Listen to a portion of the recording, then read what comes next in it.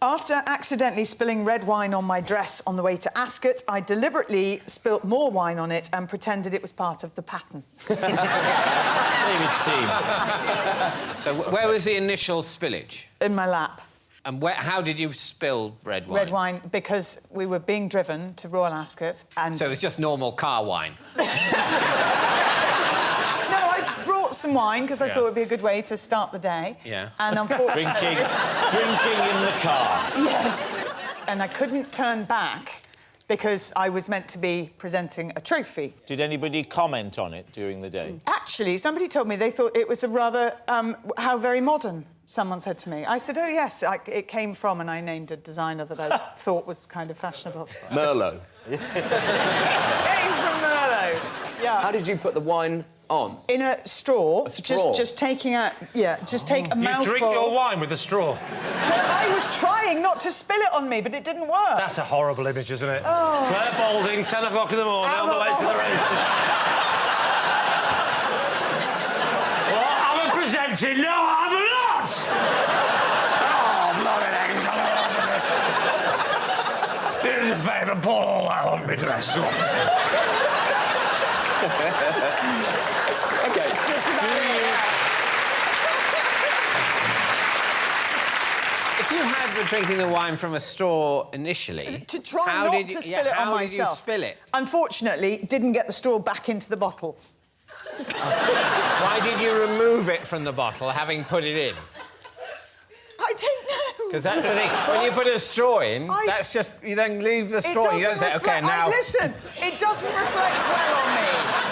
This is a day I would rather have forgotten. But this also must have been a special straw that you have, because it must have been long to get to the bottom of the bottle of wine. So you well, I didn't want to drink the whole bottle, Greg. You're telling me it's a full bottle of wine? It's with a straw? She's getting worse. I thought it was a miniature. It's a smaller bottle, like your little, you know... Oh, that's better. I want the...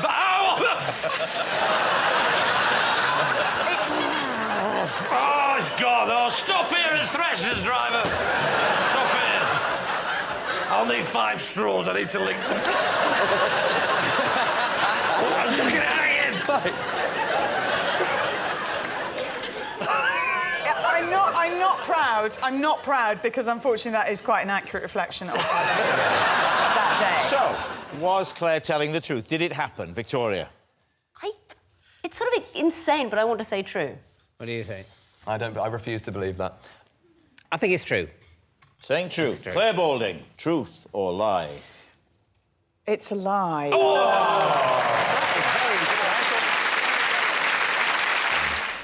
The first time I went to Germany, I knew only one German phrase. And bizarrely, an accident occurred which required me to use it. David's team. What was the phrase? Entschuldigen Sie bitte. Mein Vater ist in den Frisch gefallen. I don't speak German. Is that a phrase, or is that just a random German sentence? Are you asking what does it mean? Yeah. I mean, if you like it. It means, excuse me, please, my father has fallen in the river. That well-known German phrase. Had your father fallen into rivers elsewhere for you to learn that phrase? No. Was he like a serial... River, no. But why would you learn that phrase unless you had a habit of falling into rivers before you went to Germany? You thought, I better just check that out. So you, total coincidence. I think I learned the phrase, my father fell in the river. Yes. You went to Germany and your father fell in the river. Right. I think I'm ready. You see, I think I'm ready. I decided. I'm going early on this one. So what happened with your dad, and who did you say that phrase to? Were you just shouting it from the banks? No, we were skiing, and he skied off. He was going off piste, and he skied into a little river by mistake. What is the German emergency? Is it 999? That could cause all sorts of difficulty, couldn't it? Because they're saying to German, do you need help? And you're saying 999, and they go, forget it. And I didn't. But when you dial 999, Lee, do you then say to them 999? No. You've got one of those old phones where you have to call to the operator and go 999 at once. The vicar has been taken ill. Claire, who did you end up saying this phrase to? To a passerby. A skier? Yes. Right. No, tennis player, Rob. I flagged them down. You and flagged said- Wow, she's going fast. So you spoke to this passing skier, who was just another holidaymaker, another skier. What happened? Well, luckily they were English. Ah. So they had no idea what you were saying. No, absolutely no idea. So you spoke to them, and then what happened? They helped me pull him out. Right. But okay. then all evening I was able to say that my father had fallen in the river in Gem. Right. What are you thinking, Nick? Well, I think that you would have just initially said help if this was a true story. You wouldn't have been like, let me just remember this very weird German sentence. I'm not sure, but I find it hard to think ill of Clare Balding. I think she's telling the truth. Oh. No, if she's lying, it wouldn't reflect badly on her character if she was lying. It would. Even within the parameters of this game, I still don't think she would. So, what are you going to say? Lie. Lie for me. True. True, absolutely. I think lie. You're saying lie. OK, they're saying it's a lie. Claire, truth or lie? Would I? It's true. So please welcome this week's special guest, Greg.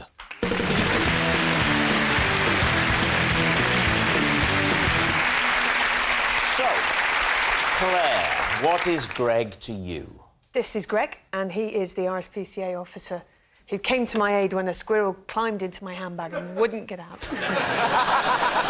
Rob Delaney, how do you know Greg?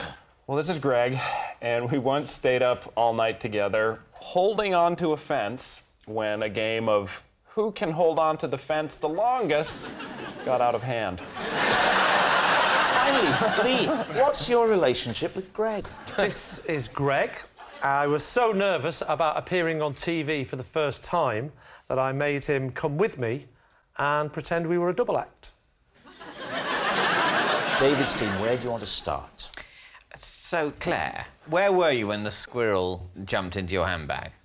I was filming in Devon for Country File, and I was doing one of those links, you know, when you walk along the cliff top, essentially, and I'd left my bag under a tree, and sometimes there are little sweeties left in it, and I assume that is why the squirrel got in it. Yeah. You know when you get those selection chocolates and there's some, the topics that nobody likes? I think I'd left, except unless you're a squirrel. Yeah. Yeah. In which case, Well, it's the one thing they say about squirrels, they're not fussy when it comes to Quality Street. So as you approached the bag, what Yes. did you see? How were you alerted to It was moving. And what did you do then? Did you continue to approach? yeah, I thought there's something in my bag. And then when I got close, I thought it'll jump out because I'm near to it, but it wouldn't. Yeah. So you're approaching the bag, Claire. Bag is It's moving. moving about. You know Yes. there's a squirrel. You continue to approach. Yes. What happens then? The squirrel's doing its thing and Continues to probably, rummage. going through my diary. My Helping phone. yourself to a strawberry cream. Yeah. You know, I don't know Yeah. why people are so fussy. The cameraman said, "Don't touch it because you might get bitten," and he said, "We'll call the RSPCA. They'll know what to do." Had you tried shaking? Had you tried tipping it upside down? No, because all the I've seen stuff's women in do that my- to get things out. No, not if you've got earrings in the bag as well, in the middle of a field in Devon. You're not going to do that. That's a great image of the squirrel wearing the earrings and reading the diary.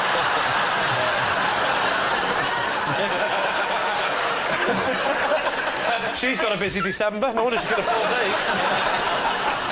So they rang the RSPCA. Greg came up to a Yes. cliff top in Devon, It did take a while. and the squirrel was still in your bag. Yeah. How did he get it out? How did he get the squirrel out As of it the bag? happened, I think the squirrel had probably had enough by then, so he didn't even have to do very Oh, much. the squirrel came out of his own accord? Indeed. Yes, he approached the bag. All right, David, what about the others? OK, Rob, a fence-holding-on contest Yes. that got out of hand. Yes, You said all night, Rob, was that right? It went on all night, the fence holding... correct. Are you standing on the fence and holding... Are you No, we're standing on next the to a ground? fence. We're standing next to a wooden picket fence, touching it. And where were you? We were in Pittsfield, Massachusetts. One of you said, I'm not saying it's boring here in Massachusetts, but who fancies holding onto that fence all night? Fair. There had just been a documentary that was sweeping the nation called Hands on a Hard Body, and it was about these people who could win a Toyota pickup truck if whoever held on to whoever touched it for the longest. So we had just seen this documentary, and we were very drunk, So we were like, wouldn't it be funny if we did this? And then we did it for 9 hours. And who is Greg? I mean, how was he there? Greg is the older brother. You can see he's quite a bit older than me. He was the older brother of my friend that I went to college with. Did you learn a lot about Greg? More than I'd care to know. Could we have 5 Greg facts? Opened his own bakery. Let's see. That's the big one. Who won? We agreed at 5 o'clock in the morning that we were both winners, and that as 5 a.m. approached, So you started this at what time? about 8 p.m. You started that at 8 p.m. That seems very early to start a fence holding game. Yeah, it's quite early to go that strange. Yeah. Yeah. When did you started drinking? 4 or so in the afternoon. All right, maybe. Yeah, I mean, OK, now what about Lee? Okay, Lee. Just remind us of what it was that you said. This is Greg, and I was so nervous about my first TV appearance that I made him come along with me and pretend we were a double act. What was your first TV appearance? It was on a programme called Pump Television. What's that? It was a sort of magazine sort of type show. It was a bit funky and happening. It was like the One Show, but for people that are allowed out in the day. And what were you doing on the show? Just being interviewed. It was Reading Television, and I just won a competition for new comedians up in Edinburgh. What year was this? 1995. But you didn't win in Edinburgh till 1997. Oh, that's right. Sorry, I've completely messed up the story. I went on the show, Pump TV, to tell them that I could predict the future. You know, you said to us that you were a double act. What sort of a double act? So I rang up and said, oh, sorry, I'm actually... I do a bit of double act work as well. Can I bring my double act partner on as well? And they said, yeah, fine, what does your double act partner do? And without thinking, I said, he's a juggler. What happened when you got there? Did he have to get there and juggle? Well, this is the thing. There's another twist to this story, because obviously... Is the other twist to this story there's a complete lie? No, that... I don't think that would be a twist. So he comes on the show, and I tell him fairly last minute, I think with maybe an hour or two's notice, oh, by the way, I may have told them that you were a juggler. So now he's panicking, isn't he? So what does he do? Because he thinks he's going to be asked to juggle on the show, and he can't juggle. Yeah. So he bandaged his arm up. And so thus he wasn't... If they said, can you juggle, he can say, I can't, I've hurt my arm. So all the way there in the car, you're not talking about why you're driving all those ways? We didn't drive together. I couldn't. He'd injured his arm juggling. No, that's not... that's not right, is he? No, I'm starting to think. No, I met him at the studio because he actually is from Reading. That's handy, isn't it? That was good. Was there any other guests on the TV show? I can't remember. I think there was a person who had a dog and the dog did something. Yeah. There was a bit of... It's a magazine. Or maybe he actually didn't have a dog, but he just persuaded the dog to come on because he was nervous.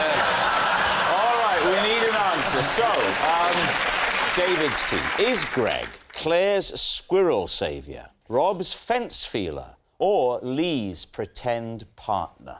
It's a pretty unappetising menu, isn't it? I don't believe Clare Balding. I don't believe that she would be scared. Somebody who hosts Country Fire. If there was a sound man there with a boom, you could have used that furry boom to entice... Like, maybe you could have pretended it was a badger. So if you're a lady and you saw your handbag moving, you wouldn't immediately think squirrel in there, would you? You'd think, oh, God, it's gone off again.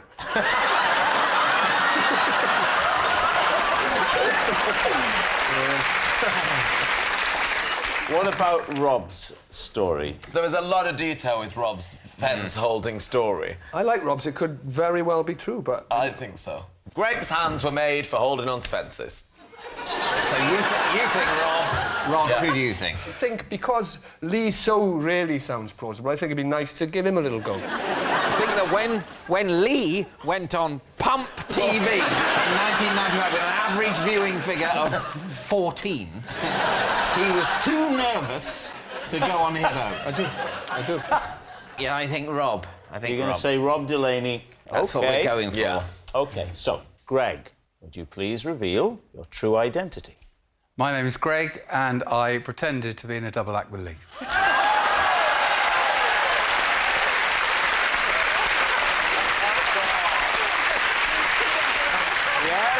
Greg is Lee's pretend partner. Now, you have a picture of Lee and Greg on TV together. There they are. Look, see Greg in the taking picture. you nice and serious together. Who's the really skinny fella? Who's the 70-year-old man who's done it? I'll tell you what, David. Coming from you, that is rich. It was It is true, I Greg. was very thin. I was 9 stone, though. I was a skinny lad. Blimey. Good Lord. But we've made great advances in medicine, and he's here with us today. Thanks very much, Greg. To win a bet, I presented a 3-minute piece to camera live from Royal Ascot in a full-length evening gown with Willie Carson concealed beneath my skirts. For people that aren't sure, here's a picture. There we are. Whose idea was the bet? The director. We've come off air. I put on the long ball gown. Willie waits. He stands on a box when he's presenting with me normally. Obviously, to fit under my skirts, he didn't. In fact, he knelt. And he was quiet as a mouse. He was very good. No one said it yet. I wanted to say it. What? Sorry, What did she say? I didn't hear what you I wanted to said. say there was a willy under her skirt. now it's out there. I'd like to request someone more mature on my team. I mean, I know Willie Carson is not a burly man. No, he's very small. But I would still think that must be quite a substantial dress. It was a very, you know, like as you sometimes get in costume dramas, it didn't have the hoops, but it had a very full skirt. But how did he get in, though? Were you stood there? Did you I go, stood. come on, Willie? He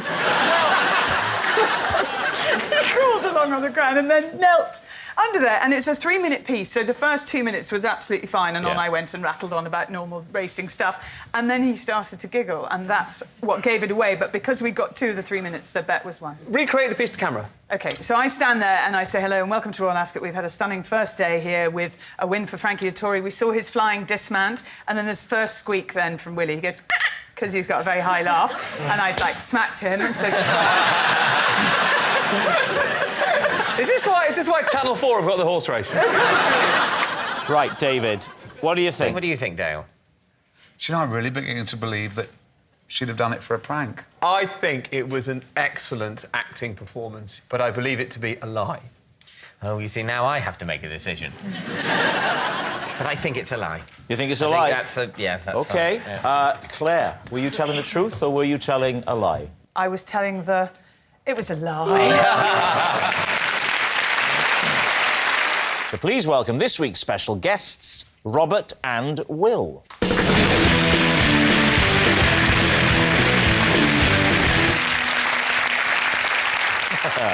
So, Claire, what are Robert and Will to you? This is Robert and Will. They do my garden, and to avoid the embarrassment of me ever getting them mixed up, I call them both Barry.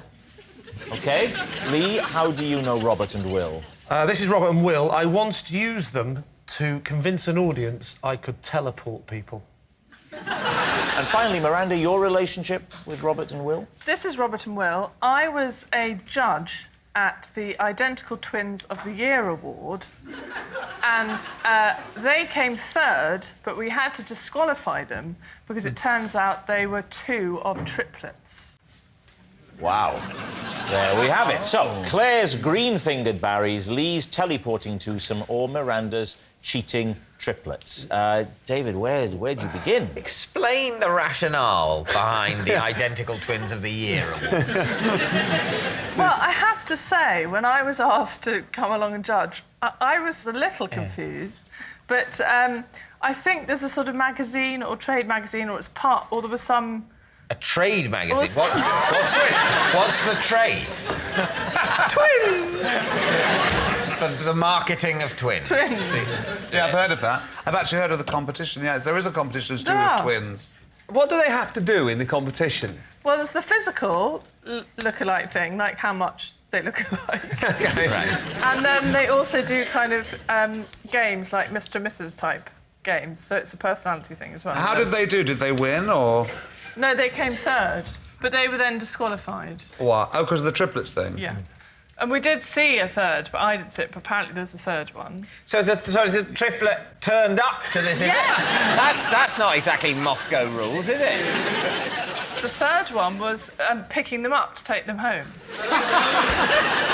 And was seen. Claire, Robert and Will are your gardeners, and you call them both Barry. Isn't that a bit of sort of an affront to their individuality? No, because the first time I did it, I said, would you like a cup of tea, Barry, love? And as soon as you put love on the end of it, they're fine with it. They just smiled and a cup of tea, and they were fine. And do you know, a lot of... when sound engineers work a lot on outside broadcast, they all call each other Percy. They all call each other Purse, and so they call me Purse as well, and I call them Purse, and I called them Barry. Yeah. Why?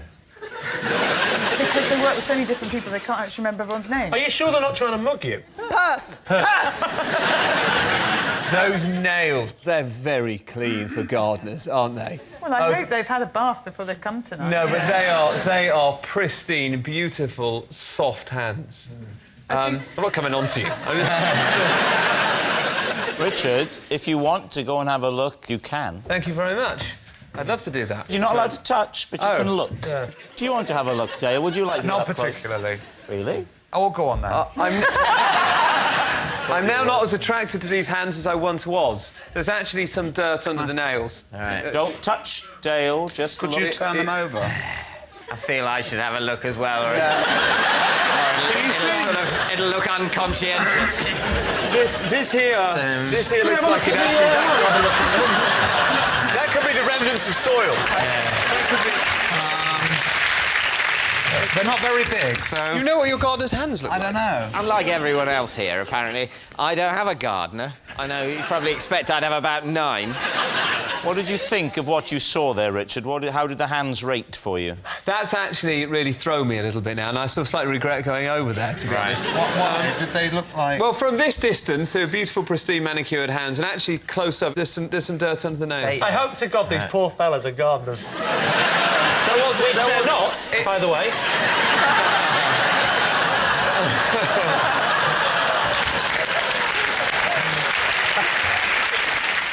Lee. Yeah. Now, you're going to bother going through this one, are you? What was this particular show? You were trying to pretend to the audience that you were able to teleport people. Correct. Was it a stage show or TV show? Was it a stage show or a TV show? Oh, that's funny. Are you an interpreter of Dale? I thought you'd said it. I'd missed it, so I was asking my team captain. So what's your friend saying, David? What was it, a stage show or a TV show? OK. It was a stage show. And where was it on? It was on at the Hackney Empire. And when was it on? It was on in the mid-90s. And what was it called? It was a new act competition for new people, and I thought I'll do a magic trick because it'll impress everyone. Yeah, make up for the comedy. What you say at the end? I'm sorry, everyone, but I can't teleport. Talk me through the act. What did you do? Good. Magic circle, love. Magic circle. Right. Can't tell you anything. You don't have to tell us. So, what's the illusion we're supposed to be seeing? So I'm not going to tell you how much it's a magic circle. You're not going to say how you made it look as if you teleported. Oh, no. Oh, I see. You're very wise. We'll never... I'm not giving away my secrets on television. So go on, Lee. What did you do? You're there on the stage. The audience are enwrapped. So I come on and I bring someone out of the audience and then I put them in a box at one side of the stage, or in a cupboard, actually. I put them in a cupboard. And then I do a bit of the showbiz magic. Yeah. Said a few words, not remember now. Might have been Alakazam. And then did the side, and then I open up a box, and out comes the first person who's gone in. Out the other. Well, it looks like that. Yeah. But clearly he's already in the box. And he sits down, and the audience give me a big round of applause. So that's actually quite good. And he goes and sits down in the seat. So you've done the teleport thing. Then what do you do? Straight into the levitation. I'm not an idiot. Actually, as a technique for a magic trick and trying to make it look as though someone's magicked across the room, it's actually quite clever using identical twins. Do you still do it in the act, Hey, don't tell me. Tell the judges that night. Well, how did you do? Awful. Came third. Turns out I was a triplet. Right, we need an answer. So, David's team. Are Robert and Will Clare's green-fingered Barrys, Lee's teleporting twosome, or Miranda's cheating triplets? What do you think, Dale? I think it's Lee. I think he's telling the truth. OK, Richard, what about you? I don't believe Lee, and they had a bit of soil on their hands. I think the gardeners. David, what about you? I don't think Lee did a random magic trick at the beginning of his tryout spot at the Hackney Empire in 1995. Maybe he did, but I don't believe it. So I think I agree with Richard. I think it's Claire. You think it's Claire? Yeah. OK, here we go. Robert and Will, would you please reveal your true identity? I'm Robert. I'm Will, and Lee tried to convince an audience that he could teleport.